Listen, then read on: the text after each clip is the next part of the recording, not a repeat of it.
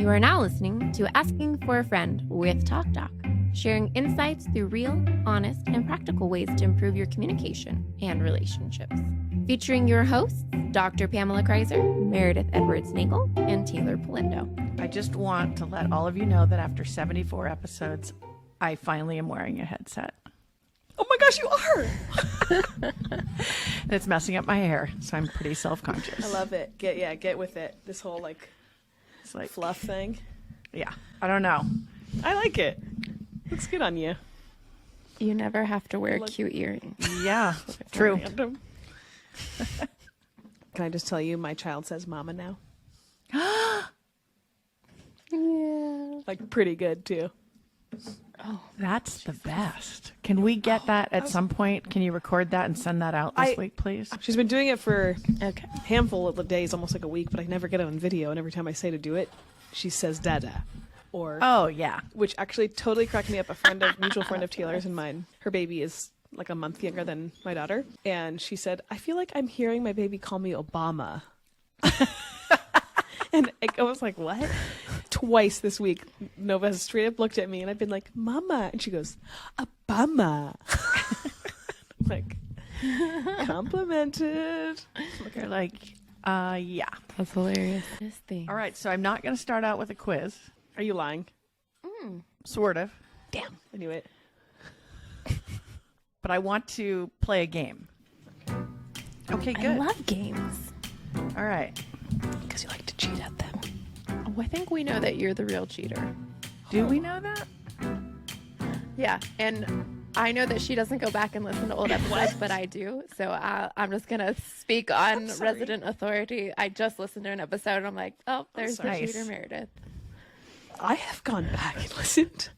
So she's a liar and a cheater because she said she's going back. I know. She told me that she doesn't go back and listen to them. Remember? That was in an episode. Wow. Okay. I want to just review grammar with both of you. So when we talk about nouns, remember these are people, places, or things. Verbs are action words. And adjectives are descriptive words. Okay. So Taylor, give me your favorite food. Oh, God. Like, actually what my favorite food is? Or Can't possibly take this long on the first one. She's cheating. I think you My both favorite cheat. I think is what food- we've learned today. I don't actually know it. Let's just say, great question.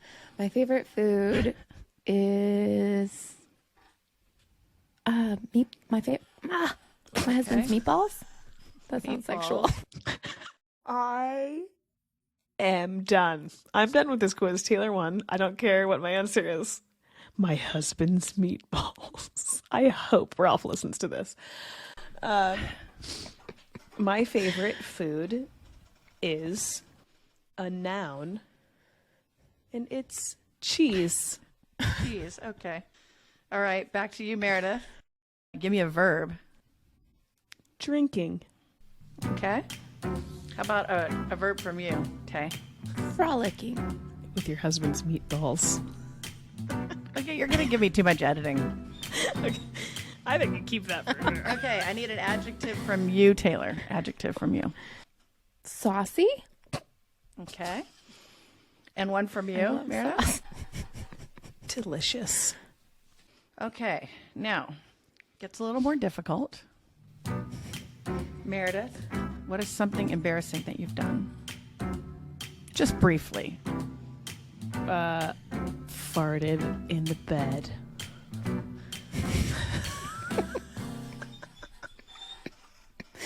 I'm such a child because literally someone farting in the bed is so funny to me. Tommy And I laughed giggle every real time. hard. Okay, and something embarrassing that you've done, Taylor. Okay, I was at a Civil War ball. That's not the That isn't? embarrassing part. And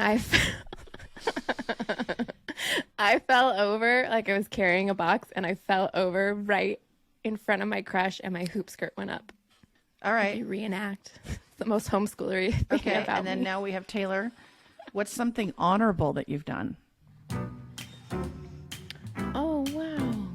When I was little, I stole a quarter from my neighbor, and I had to go return it and apologize to them. Okay. How about you, Meredith? I've never thought about that. Something honorable. I know, An that's a honorable great thing question. you've done. I would say, because I'm in the thick of it right now, and at first I didn't think it felt honorable, now it does, was to pause my career life to take care of my child. Sounds weird coming out of my mouth, but I feel like that now. Okay. Back to you, Teighlor. Your favorite endearment. Favorite term. I mean, for me, it's gonna be a funny one because it always makes me laugh. And it sounds terrible, but my husband, anytime we bump into each other and we do it to each other, we say, "Watch yourself, big girl." It's from one of our It's a movie favorite quote. movies. It has to be with these two. Okay. Mine is Yeah, Boo. it's a movie quote. Okay. All right. Back to you, Meredith. Negative adjective. Annoying. Okay. Teighlor. Sarcastic, You can't decide if that's negative. sarcastically, sarcastic. Is this going to become a story? Is this like MASH? Sassy, Okay. Positive adjective from Teighlor.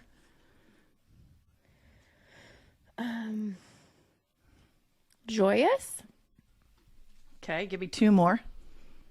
delighted, And and okay. fun, Let's go with Meredith. Three positive adjectives. Scrumptious. Hilarious. Cuddly. What is that look on your face, Teighlor? Are you judging my selections? I'm sure she is. No. I am. Great. Okay, another adjective from you. Could be positive or negative, whatever. I'll say affectionate. Okay. And a noun from you, Meredith. A noun. Island. Okay. An adjective from you, Teighlor. groovy, And a noun from you. home. Okay, and a verb from you. Skipped was my Okay. verb. How about your verb, Meredith? Dribbling. Why are you laughing at all my selections? Dribbling? Like soccer. You Just wondering how you come up Okay. with these. And then Meredith, a body part. Booty. And Teighlor, keep it PG-13, please. That's PG-13. Children say booty. No, I'm saying no to Teighlor, Toenail? Oh, to Teighlor. Oh, yeah. Good point. right? Yeah. Toenail? Okay. She went as far in the opposite direction as she could. All right. Here's what we've done. Okay. Do you remember Mad Libs? I knew it was this. I said MASH. Okay. Excited. Mad Libs, for those of you listening, is a game that we play in the United States. I don't know if we play it in other countries. And we fill in those different words that I was asking, and then it creates a story. And we're doing today self-esteem Mad Libs. Oh, interesting. Oh. Yep. Here's the first one. Face it, Meredith. You are about the greatest thing since meatballs. I'm sorry.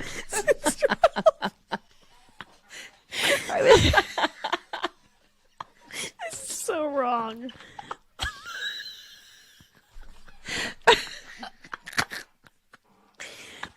Next birthday card for Ralph. I'm gonna say, face it. I'm the greatest thing since your meatball. I gotta get through it. Okay. Oh my gosh. Okay.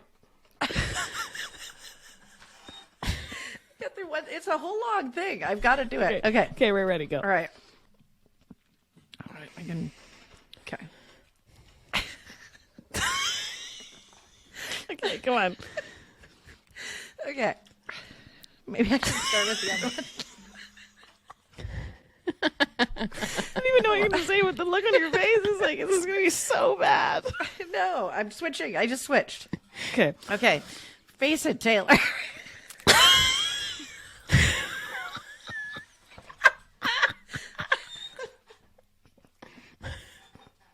Face it, Teighlor. You're about. All right. Face it, Teighlor. You're about the greatest thing since cheese. No one else can drink like you can. That's so true. I mean, I can't even. I Okay, think no one you can else do it. can drink like you can. Your best friend says that you are the deliciousest person in the world. Sure, since you once fell and lost your hoop skirt, but you also stole a quarter and returned it and apologized. So, boo. Today is the day you're going to stop beating yourself up for being annoying.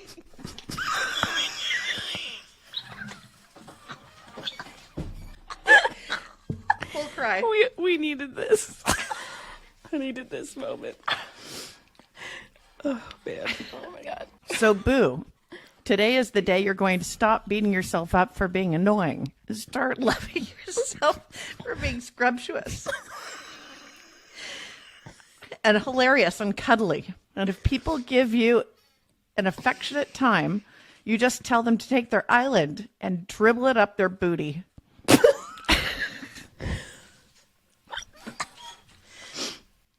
I don't know. Oh, goodness. Okay. Okay. You tried to read that so many times. Oh, I But I love seriously unstable. I'm great. I'm Okay, grateful for face it, Meredith. This is yours, Meredith. Your self-esteem Mad Lib. Face it, Meredith. You're about the greatest thing since meatballs.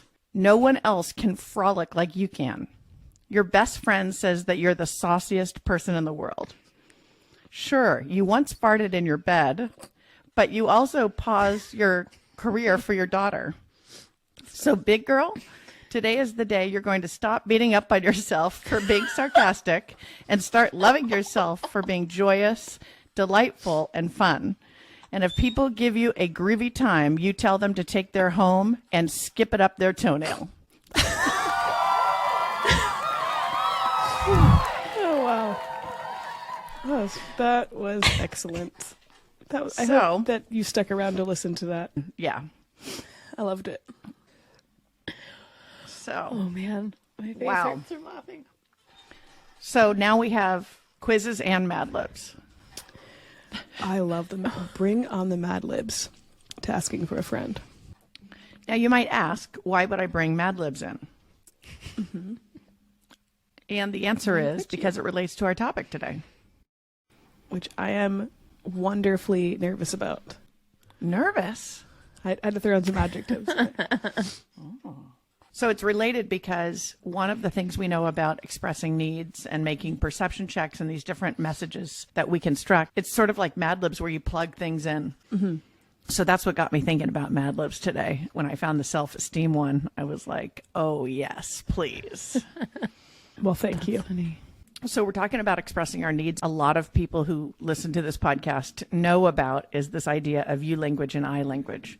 But if you don't know about it, we call you language the language of blame and I language the language of responsibility. So when I say you didn't do this thing or it's your problem or your fault, I'm using you language to shift the blame onto you. And then when I use I language, I'm taking responsibility for whatever that thing is. So I feel, I think, messages that have I, but also adopt the responsibility. So just using the I doesn't make it an I message. If I say, I think you're a jerk, that's not really what we're going for there, just because it has I in it. But instead, we're saying I feel or I have these thoughts about this topic or whatever it is. It's a little bit hard to chew, as I just had a conversation with Ralph about last night. And he said, does it count if you just say I feel and then say I the feel you're a exact same jerk? thing? I feel I'm the only one that Oh, cleans boy. here. Yeah, I have a podcast to recommend for whoever you're talking about, your friend. Okay, so we got the answer real quick into this one. Yeah. Now, generally people have trouble expressing their needs. Yeah. Is that what we're getting into now? And why that might be. No, I think it's pretty widespread that people don't express their needs very well. The vulnerability is probably part of it, I would think. Definitely. Dr. Weber identified 5 reasons why people have trouble expressing their needs. One is that it will make matters worse, that it will create more conflict. So maybe it's not worth the conflict. Another reason is that it may make them seem needy. It's easier and better to suppress those feelings because they don't want to come across as the, right? Yeah. And another reason why people might not do this is because it could stress someone out. It begs the question, would you rather deal with it now and have the stress now, or maybe have an explosion later and deal with that stress then? Another reason Dr. Weber says that people don't express their needs is that they won't get it. They won't get those needs met. So just give up. Why even ask for it if no one's going to do what you want? Or that they're wrong in their feelings. So I think they can kind of question themselves. Am I even right in asking for this or needing this? And they start to doubt themselves. So this is a set of things we would tell ourselves, I guess. Why bother? It's just going to create a problem, or nothing's going to change. Number one, it will make matters worse. She mentions that it's what creates intimacy to do this, and that if you don't, by the it will make what matters worse point, it becomes like acting out or passive aggressive or things like that.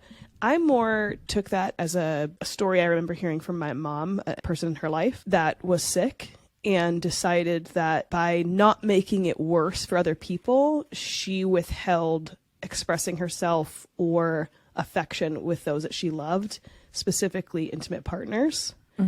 And for fear that she would make it worse for them if she were to leave, meaning pass away. And so I don't necessarily think it's always that there's a concern. I think can be people out there that maybe relate with this, that they're so worried about themselves, and if they express who they are, that they should withhold that because it will be better, quote, better for the other person, right? Like I'll withhold telling you how I feel about you, the way I love you, because it will be, quote, better for you, since this relationship isn't going to work out anyway, since I'm sick and I, may not be here long or whatever it is.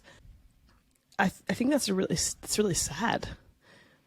A sad way to, sad for both people. The person that withholds themselves, I think, believes they're doing the right thing by the other, but then the other person is longing to be loved in that way that they're withholding. Does that make sense? Yeah. It's like rocking a hard place when you want to have closeness with people. It's that vulnerability. Exactly what you said. What do you think, Taylor? Oh, to me, it sounds like kind of comes down to like every miscommunication is you are making a lot of assumptions and you're not checking in, asking like, hey, what do you need or what do you want? Because if that person is like, oh, I'm dying for affection, and you're withholding it, but you think you're doing it as a kindness, but it's actually like cutting them. That's kind of like what we're talking about on this all the time, is like not to make assumptions and ask 2 more questions, because that's what conflict is coming from, right? I think you really do go back and listen to the episodes. And ask 2 more questions. I love it. Yeah. And also just try not to live with that. I mean, I like that actually Brene Brown's talked about regret can be a good teacher, but I think trying to limit those feelings of regret, especially with people that you love in your life. Especially with love. I can't imagine wanting to withhold love from your inner circle, because even when you're gone, like just because you were abundantly loved, that just seems like I wouldn't want to not feel loved because one day I'll lose that love. Like I want all of it now as much as I possibly can. And when it's gone, I'll have to grieve that, but it won't be any easier. Lost love, I don't know, is harder versus never having been loved. Whoa, that was big. I kind of look at Weber's list and I kind of think all of these are decisions that I know how it's going to turn out. So therefore I'm not sharing my needs because I know it's not going to turn out because of this or that. It'll stress us out, or you won't take it right, or it's going to create a conflict or whatever it is. And you're making the decision for that other party without even consulting them. Well, it's kind of comfortable. It's the safer route, right? Control route for sure. Yeah. You think you know best. It sounds really, really scary to do the other thing. And I can't pretend to know what some of these, like my mom's friend just felt like, I can't pretend to know what some of these big life things are that maybe I've never experienced. And maybe somebody is listening to that and is like, they just don't know I'm trying to protect them. They just don't know I'm not trying to stress them out. They just don't know I'm not trying to make it worse. So you have this almost righteous thought about it and why you don't share how you feel or your thoughts with someone. But is it really protecting that person? I mean, it's almost... And maybe it's like a bit of self-protection. I don't know what it's like to, I mean, we all know we don't have forever, but just have an illness where you kind of know your time is up sooner than maybe everyone else, what that's like. And maybe it was a self-protection thing of they're going to have to say goodbye to this person too. And it is really hard if they are constantly showing affection or whatever it was, like that would have been hard for them to process and know that they were going to leave them behind. Sad about that.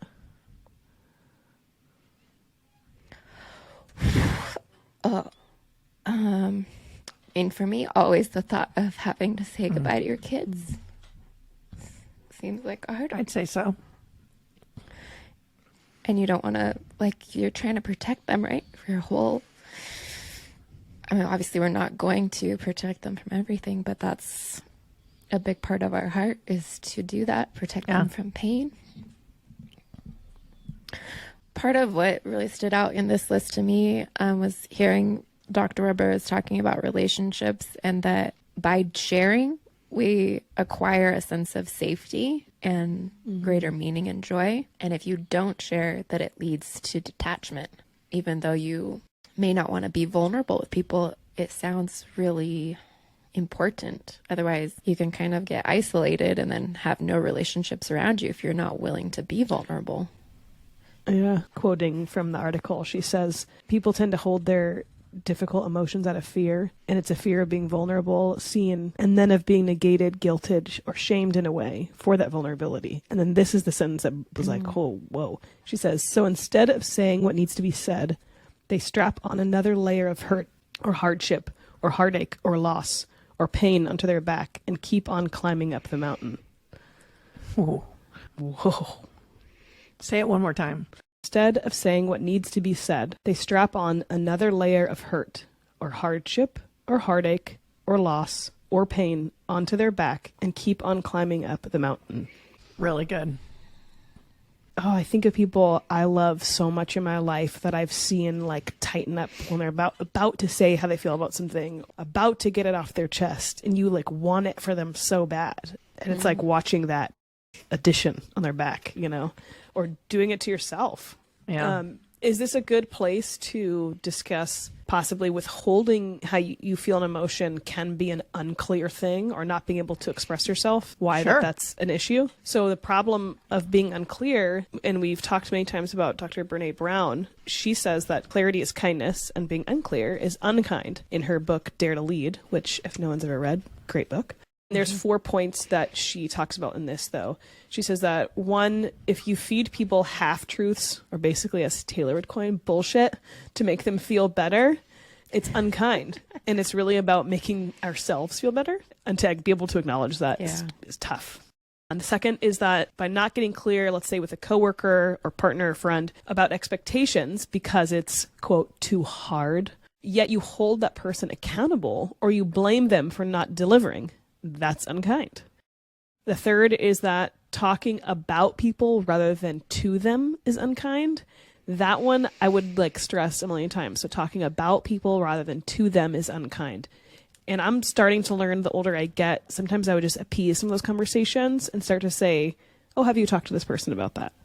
Mm-hmm. Like to ask the question, to, you know, to not fester with gossip. And the fourth is it's easier than a tough conversation to say, got it, I'm on it, and then run. Dr. Brown, she claims that all of these choices, by choosing unclear communication or by not getting to know yourself to be able to express yourself clearly, is about self-protection and staying comfortable. Mm-hmm. And so it's, in essence, taking the easy route, which is exactly the opposite of what we talk about here. We've talked about, and Dr. K, you've coined, right, so many times, how can you trade your comfort for your growth? Right. And I hope this brings conversation for people. This is at the heart of so much discourse with people.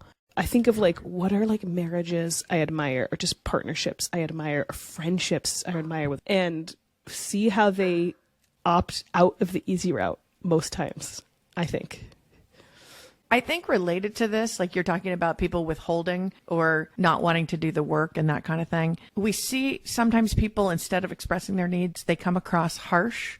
So they sort of mask the need expression with some other message. So let's say you, so Taylor's raising a hand, but let's say you need help around the house. But you could say you never clean up after yourself.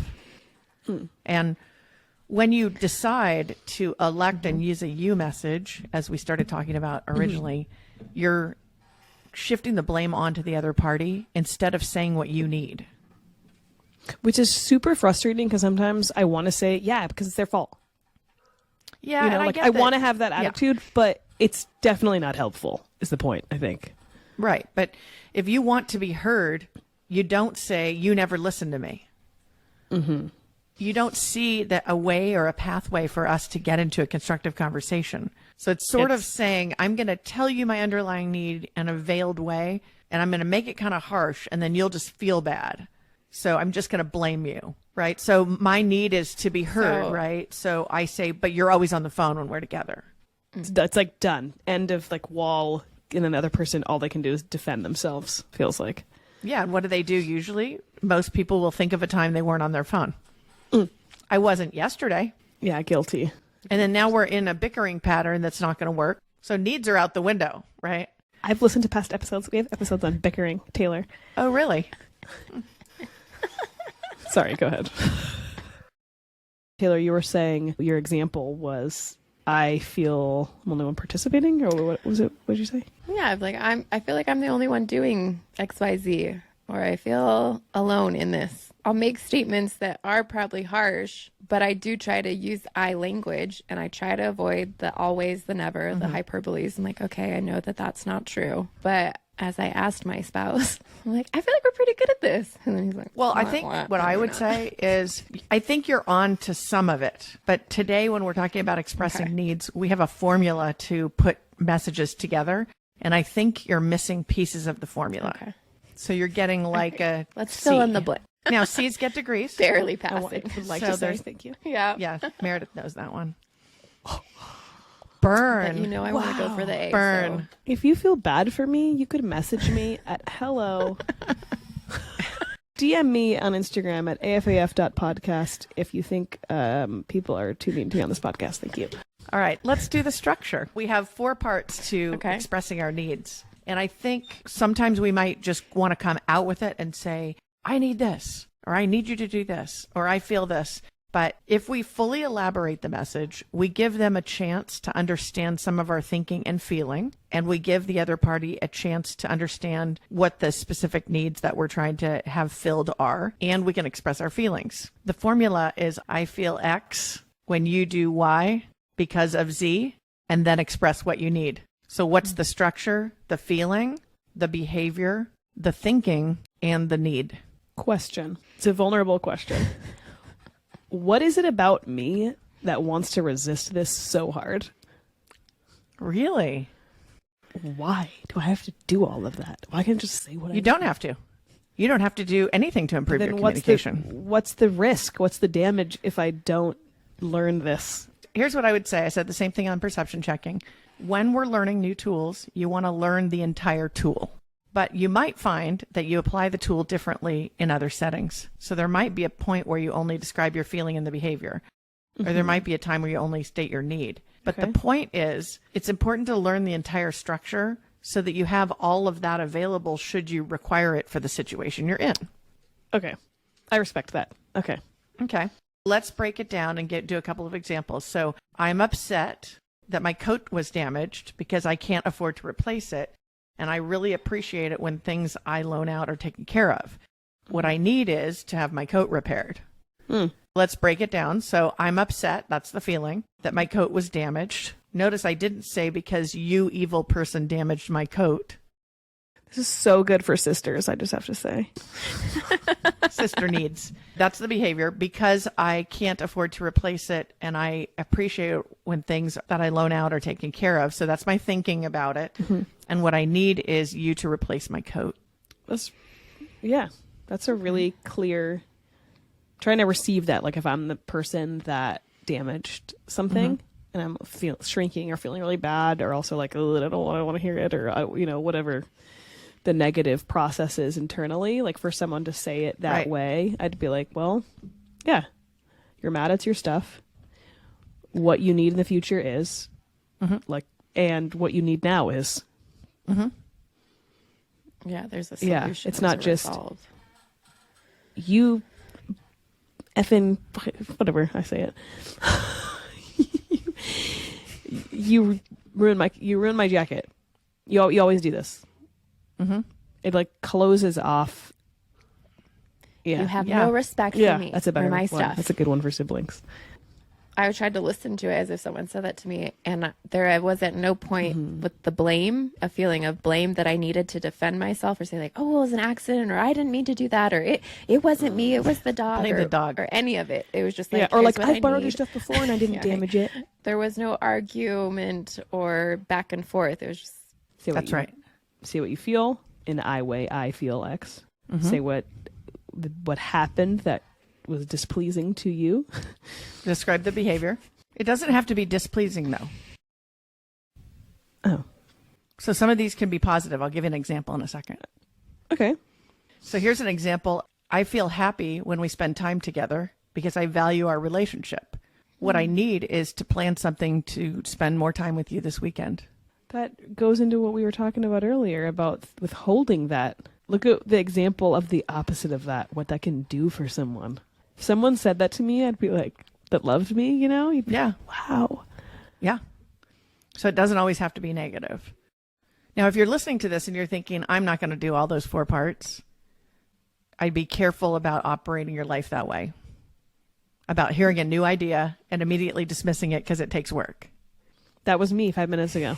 I have to, I know. Like, no, So honestly. don't be Meredith. Yeah, great. No, I don't think I'm that horrible, but life gets really busy and you're just like, well, why? Why do I need to, I just have this, I don't like it, but maybe I'm in a time in my life that I'm just like, these are a lot of steps to do, but it's really not that much.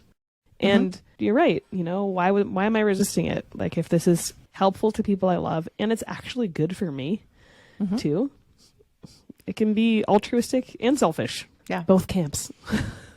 I really like that there's a positive way of that. So I think we're getting into like the conflict of it. But like, if you realize that you're wondering how to tell someone you want more time with them or something positive, but this could be even something with like intimacy. This is a positive thing for me in this intimate part of a relationship. It could be as simple as the way someone gave you a kiss, or even more, but to say like, this is why I want this to continue, or I want a shift in this way, or I mean, there's so many elements in relationship this could be used for.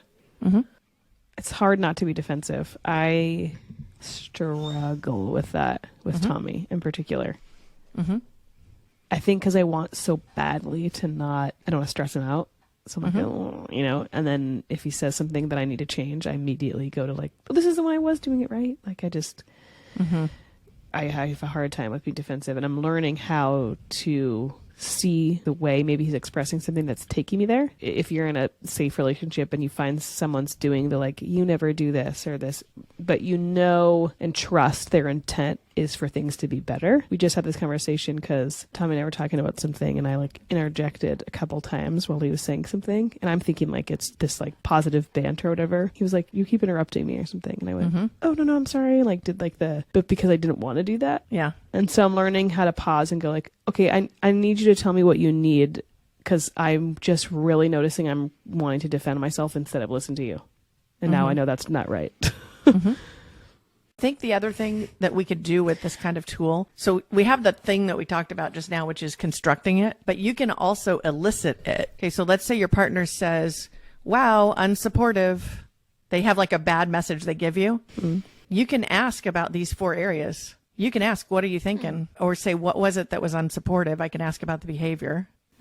How do you feel about that? I can ask them. And then I can say, what should I do besides what I just did, which is asking for the need. So you Wow, can take really- these 4 areas and ask about them. So what you're essentially doing is eliciting that fully constructed message from them by walking them through it. In a very neutral way, right? Like Well, I could yeah. see, yeah. What's your problem? You know, Dr. Weber mentioned in the article we keep referencing that each time that you feel heard and you hear out your loved one, a tighter bond, intimacy, and safety is sewed into the fabric of your attachment.